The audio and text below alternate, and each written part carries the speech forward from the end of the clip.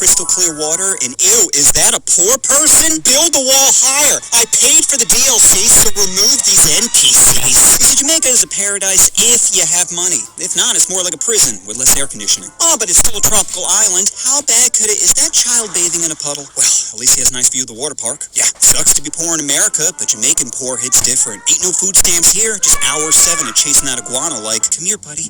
Come here. And to make it worse, Jamaica has one of the highest crime rates in the Caribbean. So even if you do catch dinner, you're only giving it to another predator. I'd be eating good. This is why I never had the desire to visit. Because I know you can't see it, but my face is very robbable. Combine that with my white skin, and I'm basically a beacon for free stuff. But there is something I love more than safety, and that's drugs. You see, in Jamaica, shrooms are legal.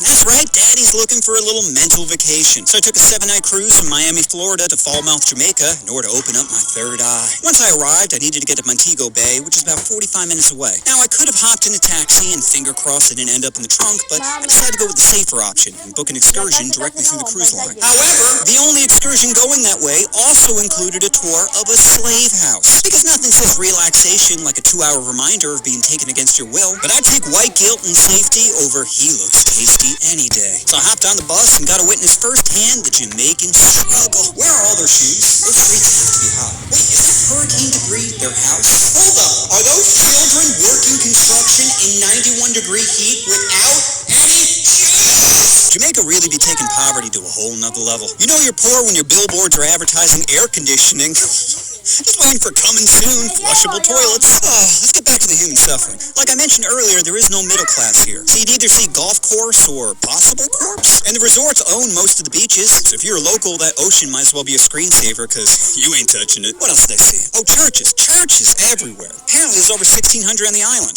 Which makes sense because if I didn't have toilet paper, I'd be begging for help too. What else? Oh, you're going to be shocked when I tell you this, but some Jamaican women be chunky. Crazy, right? How are you going to choose pie over plumbing? But the most concerning thing I saw were the potholes. Bruh, this is not the place you want to get flat tire. I didn't see a bus full of mostly white tourists break down in front of a coconut stand. How could they not rob us? We're traveling, so we're clearly unarmed. Sure, maybe the driver has a hidden shotty, but once you're past him, it's free stuff. Money, jewelry, heater, whatever catches their eye. You flew from comfort to this? Not a wise choice, Pete. But luckily, we arrived safely at the slave house, specifically the Rose Hall Plantation. Now, I didn't research it prior to arriving, but immediately I could tell it was bullshit. You know why this house is famous? Because a woman named Annie killed 3 of her husbands there. 3! 1 is impressive, 2 is savage, but 3?